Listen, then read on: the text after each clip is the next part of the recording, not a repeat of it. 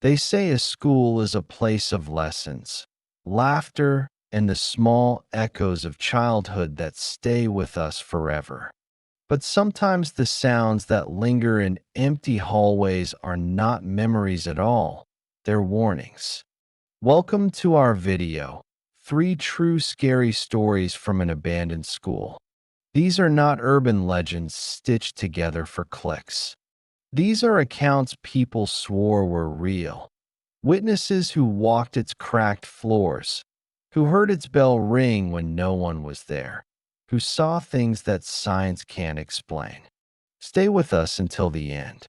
You will hear stories of a night watchman who never left his post, teenagers who filmed a challenge that turned into a nightmare, and a teacher who found a message on her old classroom board written in her own handwriting after she had left the town.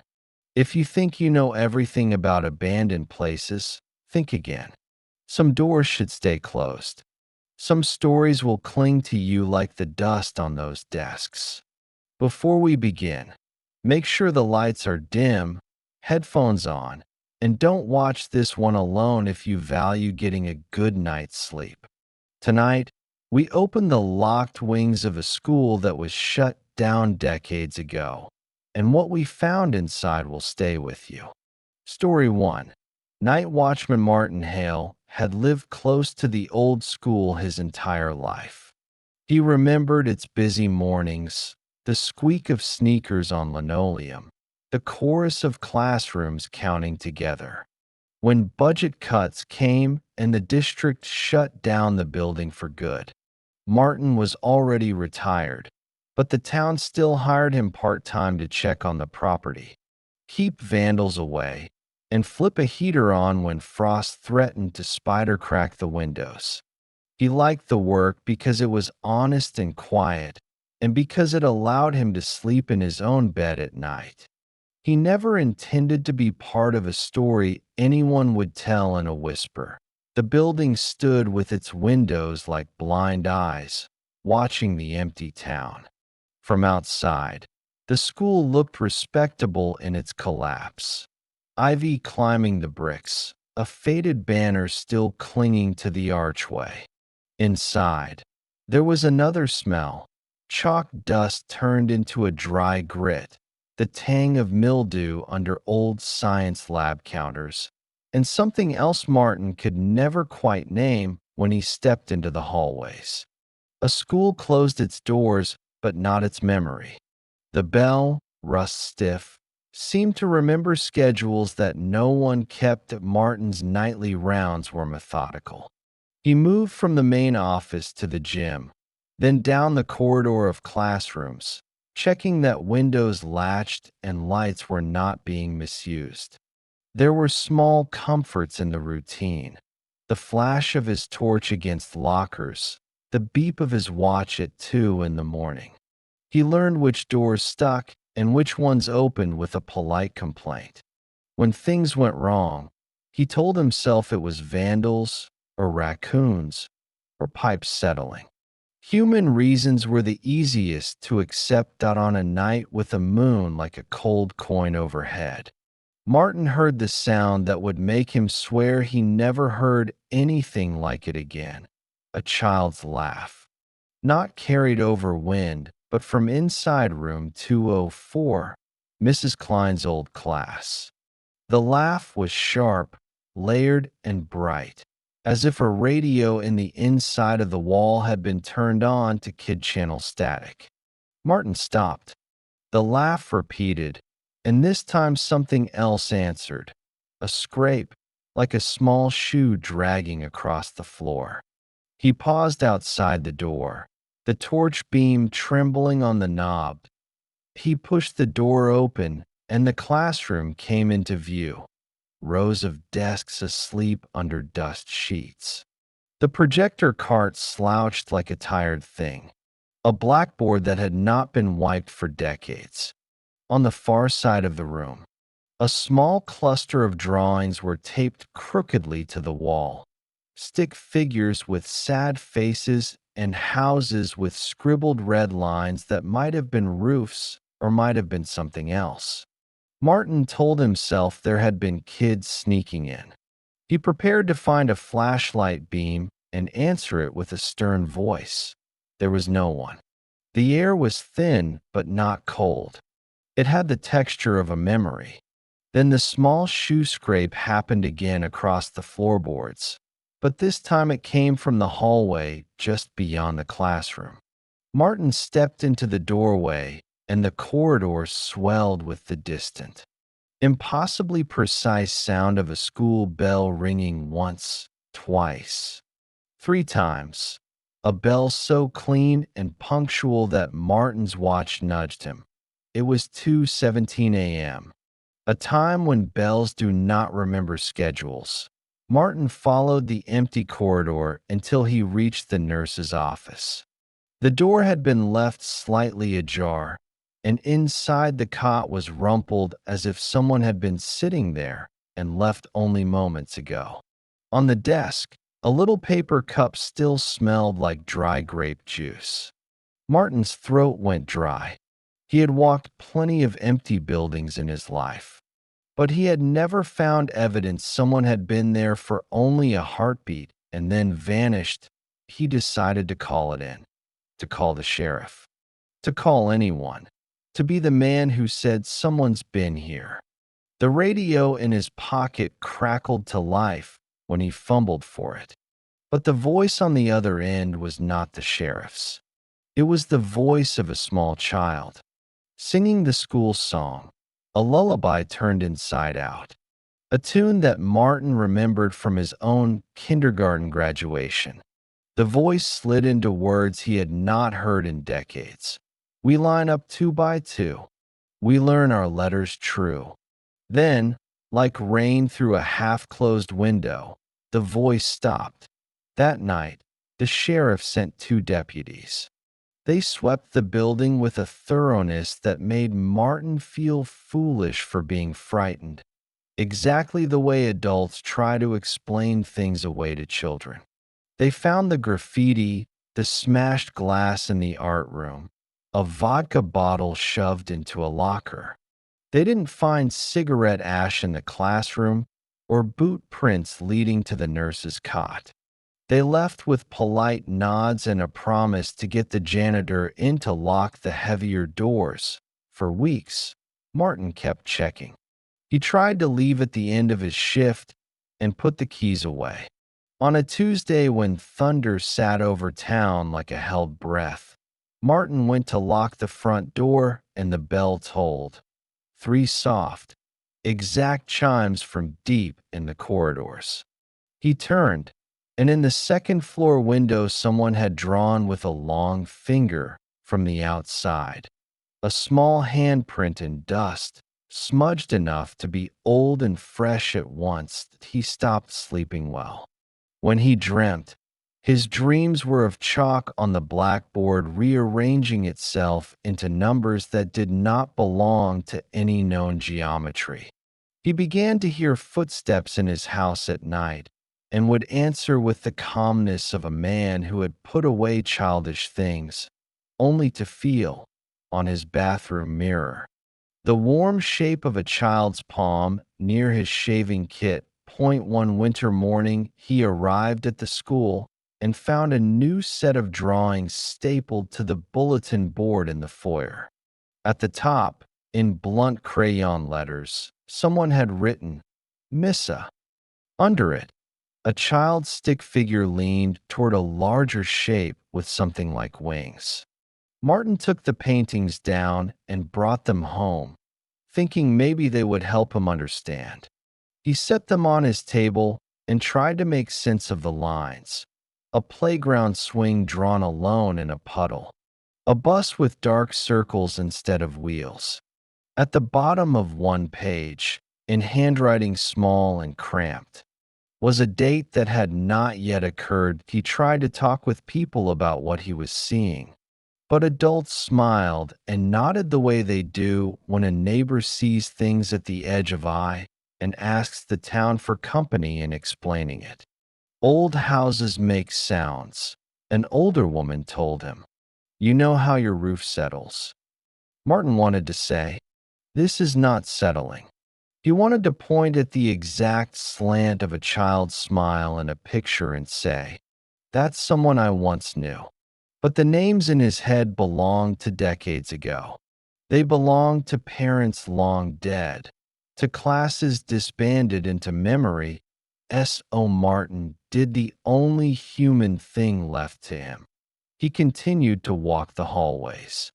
He lit his torch as a promise to the empty rooms, as if light were a barrier, a gap in which something couldn't cross. Some nights were empty enough that he could locate the smell of mildew to the science closet and laugh at himself for being afraid. But some nights the building remembered children the way a dream remembers a face. A row of desks would be arranged differently in the dark, as if someone had moved them to form a path. A poster would be turned over. A pencil would be perched on the edge of a desk, balanced so precisely that an adult hand would have missed it. The heart of the school was the auditorium, a cavernous theater where speeches once punctuated pep rallies. Martin had never been in there at night. It had always felt like a mouth slightly ajar, waiting. One evening, drawn by a sound that might have been a breath, he stepped inside. On the stage, a small, white chalk circle had been drawn less than a foot in diameter. Within it, a single child's shoe lay exactly centered, toes pointing toward the house lights. When Martin crossed the stage, he heard the faintest sigh, like fabric released from a hanger. The shoe did not belong to any child currently alive in the town. He knew that by the scuff and the way the sole had worn. That he picked up the shoe with gloves and found inside a scrap of paper. The paper had been folded so many times it was soft as tissue and written in a hand that dipped and rose like someone trying to remember letters were the shape of the sky.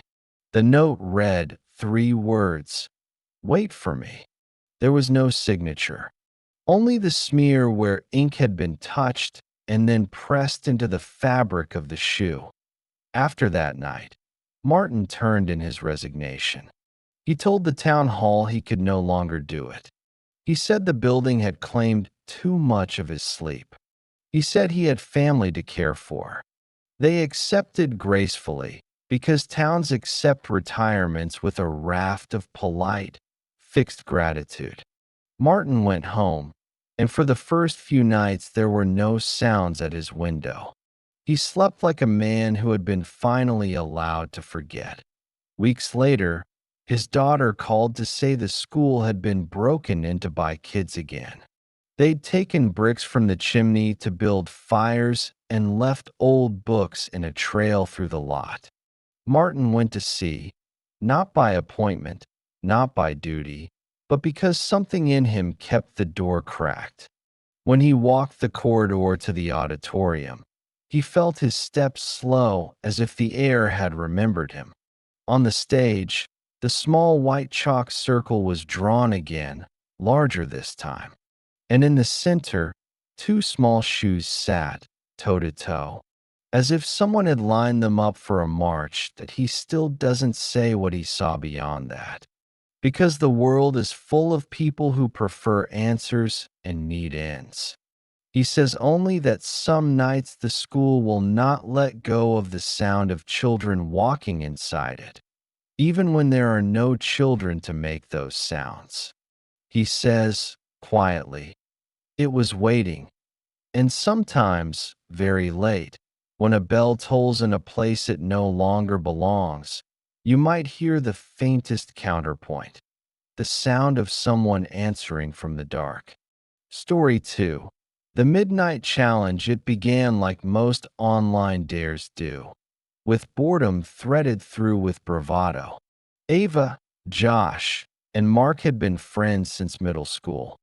They were part prankster, part content creators, and entirely convinced that a viral clip could be the difference between being noticed and being forgotten. The abandoned school had become a local legend among their followers, a place for urban exploration. Fluorescent slogans, a ruined auditorium, bathroom stalls with sticky notes scrawled by ghost hunters. The kids joked about getting a night of footage and some ad revenue. They planned the challenge for a Friday. They spread the plan across texts, sneak in at midnight, capture the bell tower at 12:15 a.m., spend 30 minutes inside a classroom with the door locked, then get out. The rules were tight and foolishly brave. No flash, keep film rolling, no splitting up. They were young and had a faith in the shape of their courage. They parked a block away in someone else's shadow and approached with backpacks tighter around shoulders than necessary. The chain link fence was down in one corner. What a town left, children repurposed. They slipped under and into a courtyard of wild grass where the playground equipment leaned like tired relatives. They shoved lockers aside and found their way inside .at first. The footage looks like any midnight exploration video. Breathy introductions, shaky camera close-ups of graffiti, a whispering voiceover promising the viewer something more. That is, until Josh's camera lingers on the side corridor and catches, against the flicker of a phone light, an image that makes him step back, a handprint on the wall that looks fresh. Not full hand, but the arc of a palm pushed into dust as though a small child had reached for balance. No one moved. The trio laughed too loudly, the kind of noise that is armor against the creep. They walked into an art room, where watercolor tables still had blotched palettes. Ava leveled the camera and nodded to Mark to film the chalkboard. Someone, decades earlier, had written, in slow, neat letters, "We left the bell." Ava read it aloud and did not notice the change in the air. The camera captured a shallow movement, like someone adjusting a sleeve. When Josh traced the beam downward, nothing was there they'd planned 30 minutes. They had time to be brave. They set their timer and entered what had once been room 110, a second-floor classroom with broken blinds and a scattering of old geometry posters.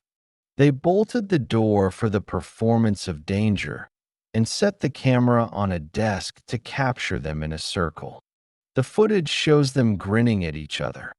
"Okay, count your shot. Make it good." They counted down, the camera panning like a hand making the sign of something to 89 minutes and 47 seconds. As Mark tells a joke and Ava laughs with a sound that will later seem like a sound from a different life, the camera catches the corner near the door. A small, gray mass unfolds like the edge of a blanket, and a child's face. The face is more shadow than flesh, appears for a fraction of a second and smiles. The smile is too wide or too small, and the camera's focus jerks. The trio flinch and call each other, but their bravado slips like rubber when it meets the thing from a camera angle. "Did you see that?" Josh whispers. They review the clip and laugh, covering their mouths. "Cheap trick," Mark says, and yet the laughter is awkward. They blame a reflection. That night, in the comments under their upload, fans will call the footage genius editing. But when they replay the file later in their dorm, none of them can make the face appear on demand. On repeat, the corner remains ordinary. Only the original recording, the one on Josh's camera, contains the flickered AT 17 minutes and 3 seconds. The cameras recorded a sound that would never be erased from the trio's memory, a child's whisper. Not through the phone mic, but close enough to the lens to fog. It breathed one word: stay. The door is shown later in the footage from one angle, and then from another, as if an unseen camera had moved behind them. A desk drawer that had been closed earlier sits open, and inside is a small black and white photograph of a boy in a sailor's suit. His eyes are serious, and in the background, the school's flag can be seen. Someone has scrawled a date on the back, 1959, that they left soon after, younger and more shaken than when they'd arrived. The comments on their initial upload poured in by morning. Fake, staged, brilliant, the gamut. They posted the shorter clip to capitalize. The views multiplied and comments debated fakes from genuine chills. Ava slept badly. She could not explain the way the laugh had lingered against her teeth. Over the next week, the trio noticed small changes in how the video behaved. Files would refuse to open on certain devices and play perfectly on others. When they screened it in a friend's living room with a group, a small chapbook of static swallowed the frame for 3 frames and then returned to the image. On their own screens, the face was a glitch. On others, not. The one constant was the whisper, a syllable that sometimes said stay, sometimes a name, sometimes nothing at all. A month later, after the noise online had turned from excitement to anxious curiosity, the kids returned, not for the content, but out of a stubborn need to answer. They approached differently, this time respectful and slow, like people returning to a house that once held a funeral. They brought a recorder and a flashlight. They told each other to keep calm because they were no longer playing for watchers. They were there to understand. The recorder captured a different cadence of sounds. They walked the halls, and the camera recorded, in small, isolated pockets, the noises of a school that wanted to be noticed. A paper slid across linoleum like a message, a bell that sounded once and then counted again. In one classroom, they found the words "Don't leave" carved into the underside of a teacher's desk. The letters had been smoothed by time, but remained legible. On the plaster next to the carving, someone had drawn a child's small hand, and beneath it, the initials of a name no one recognized. Ava took a photo and felt sick in her stomach.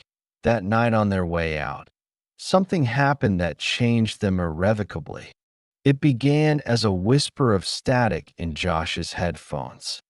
Then, as they moved across the courtyard, a shadow separated itself from an alley and matched their steps for a moment before receding.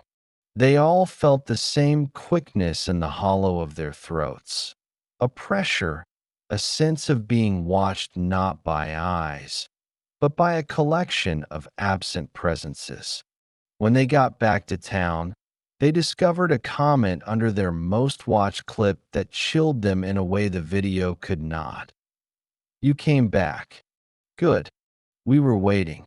In the weeks that followed, odd things happened around each of them. Mark's little brother woke up with a child's drawing on his nightstand, though no one in Mark's home had touched the paper. Ava found, inside her locker, a single crayon that she swore she had not owned.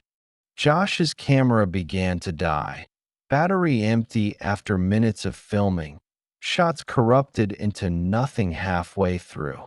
On the footage that survived, shadows moved in patterns that made no geometric sense. They tried to speak about it to their fans, to rationalize, to monetize the fear. The beauty of modern calamity is that it can be packaged and labeled and sold. But occasionally a comment would appear on their accounts from a username that had no followers, no activity, only 3 words: "Please come back." They never followed that account. They never replied. A month later, Mark stopped uploading entirely. Months later, a collector of local history contacted them with a photograph, a black and white class picture that matched the small sailor suit photograph they had found in the desk. The boy in the photo was missing from the record. There was no obituary. There was no school record other than a name tucked into a county ledger for 2 lines and then removed. The collector called the figure an omitted child, as if records could be the difference between presence and erasure. There is one clip that none of them will ever show again, a file that, when played, is only static and a child's voice chanting a string of words so ancient in their cadence it pulled the viewer backward into a moment they'd never lived. Mark saw something in it that made him become religious for a while. Ava began to keep windows open at night. Josh moved out of town. They don't say it in the same words, but all three confess, finally, to a quiet terror that what they'd brought into the light had not liked being exposed. They tell the story now without cameras. Sometimes, which is the only admission that what happened wasn't always convenient for an audience. The school holds on to echoes, they say, but some echoes bite. Some of the sounds we think are memories are anchors. When they speak of the challenge, their voice is slow and the humor drains away. The bravado is gone, replaced by a reverence for a place that will not be treated as entertainment again. Whether you watch their original clips and call them clever or call them real, remember this: not every viral moment wants viewers. Some want company. Story 3. The Teacher's Message. A teacher returned for a box of old papers and discovered her classroom was open and waiting. Mrs. Lillian Grant had taught at Westbridge Elementary for more than 20 years. She had the particular temper of a person who made children obey with warmth, a steady voice, an endless reserve of stickers for good reading, and the kind of memory that remembered a student's trouble before they could ask to be understood. When the district closed the school, Lillian put away her apple-shaped paperweight and took a cardboard box of lesson plans home. She assumed, as people do, that the rest of her classroom would remain as an honest archive of a job performed well. After a decade away, she had kept a garden and a line of grandchildren. Lillian needed something small, a single box of old report cards she had forgotten in the back of a teacher's cupboard. She called the district office. They said it would be fine to come and fetch it. After all, the building was boarded but not sealed. She dressed lightly against dust and winter air and drove down the avenue she used to walk with a carpool of other teachers. The school looked smaller through the years. It sagged politely into itself. Lillian slipped in through an unlocked side door, surprised that the padlock had been neglected. The corridor smelled like the memory of perfume and younger chalk.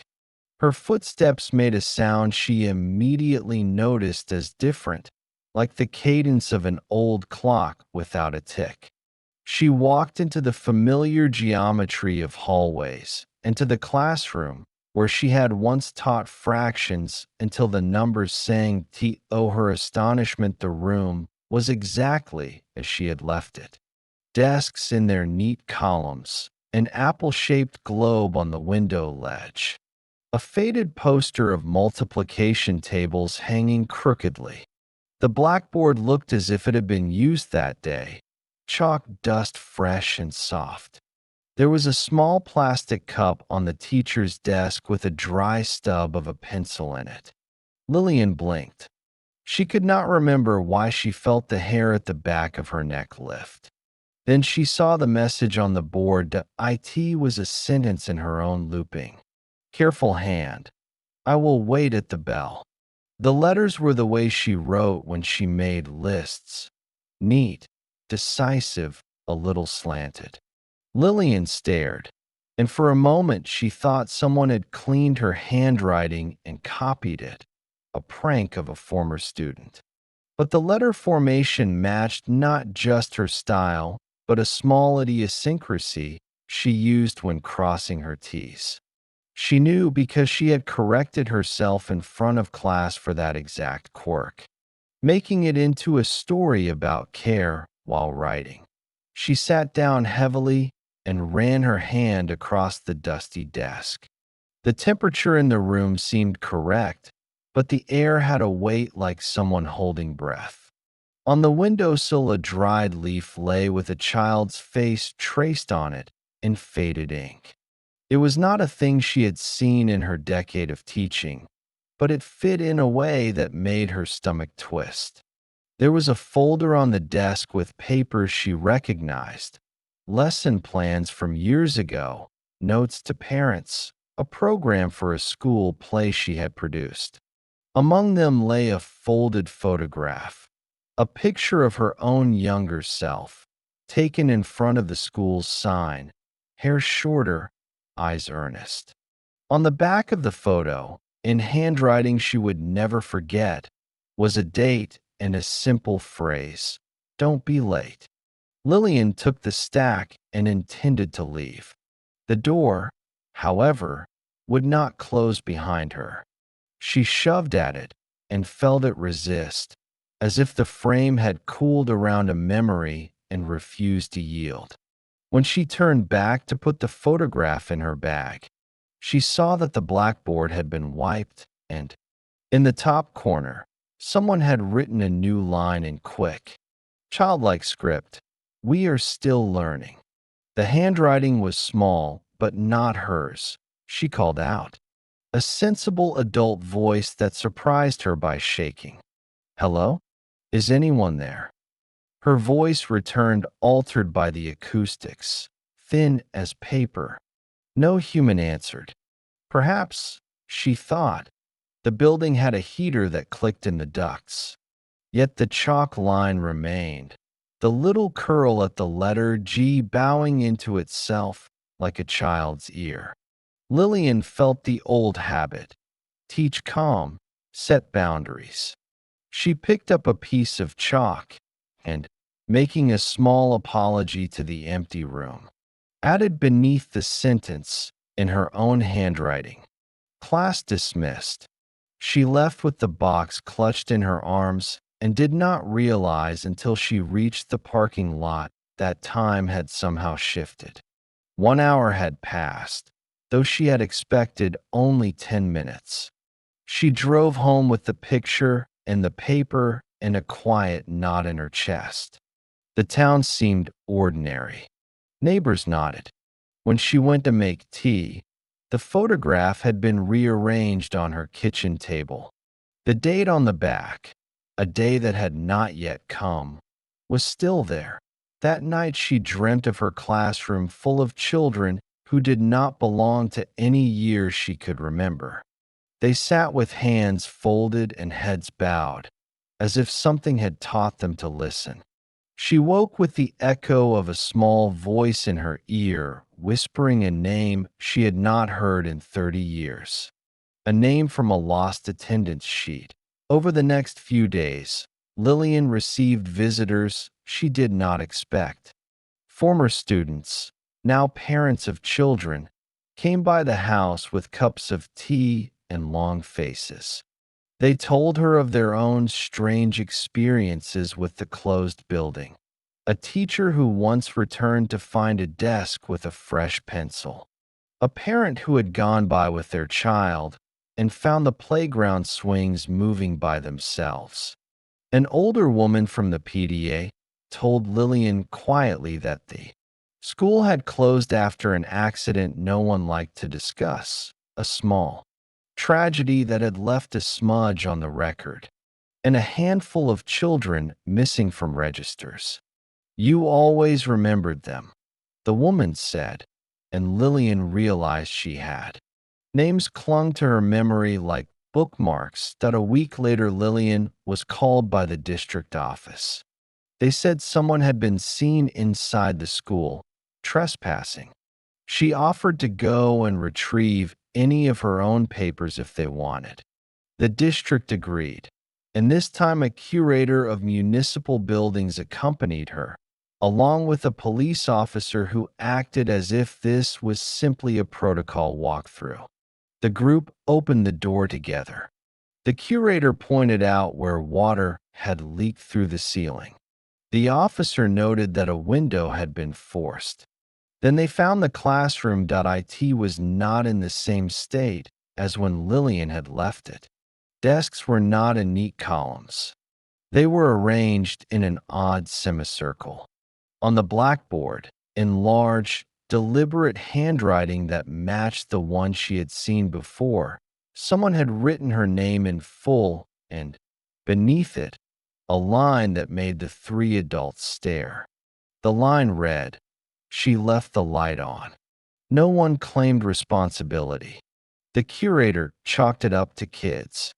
The officer took a report but left with no leads. The townsfolk speculated. Lillian went home and sat on her front step until dawn bled the street into clean color. She placed the photograph on the mantel and could not bear to throw the note away.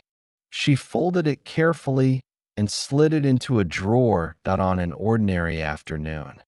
The postman, a man who delivered magazines and joked about gardening, stopped in for a chat and remarked on the old photograph on Lillian's windowsill. "That's a nice picture," he said, and pointed to the date written on the back. Lillian laughed. She did not want to say the date made no sense, but the postman's face went quiet.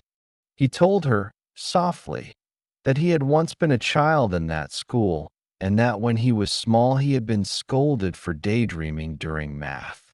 "We used to wait for the bell," he said with a smile that did not reach his eyes. "That bell sometimes rings alone." That night, Lillian returned to the classroom with a pack of colored chalk. She intended to put her own mark on the board, as if by reaffirming ownership, she could wedge the story into a human frame. She wrote a line, "We remember." A small handprint in chalk overlapped the last letter. She did not know which of them, hers or some other, had left that ghost of a print, only that it held the temperature of a child's palm. Finally, she took the photograph and carried it back to the school, which was a boldness she had not anticipated. She placed it, face up, on the teacher's desk and arranged around it the lesson plans and the old report cards. Before she left, she wrote in a firm hand, "We will not forget." She felt better, or perhaps simply resolved. The door closed more easily than it had before. Months later, Lillian received a letter without a return address. Inside, pressed between pages of a pamphlet about school reunions, was a child's scribbled card that read only, "See you at the bell." The handwriting was small and confident. Lillian kept the card in her drawer. She never locked her classroom door again, though she rarely visited. Sometimes the caretaker would sweep the room and leave a new chalk line, neat and deliberate. Lillian told people she had made a peace and that the building was doing what abandoned things do, remapping themselves into home for memory. She will not tell you that she is not afraid. She is often quiet in the dark. But she will tell you that she believes a school remembers its students like someone remembers the names of people they loved. Whether those memories are gentle or hungry depends, she says, on who stayed behind to call them back. If you've made it this far, you have seen what lingers when a place is left to its ghosts.